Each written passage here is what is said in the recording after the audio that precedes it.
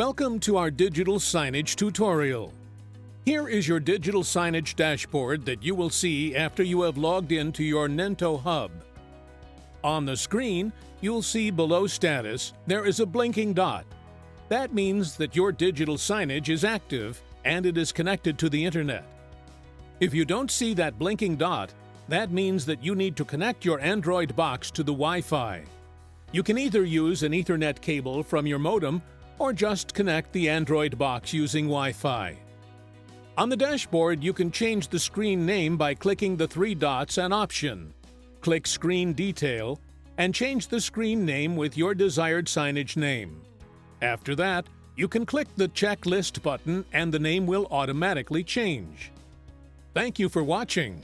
For further tutorial, please check our YouTube page.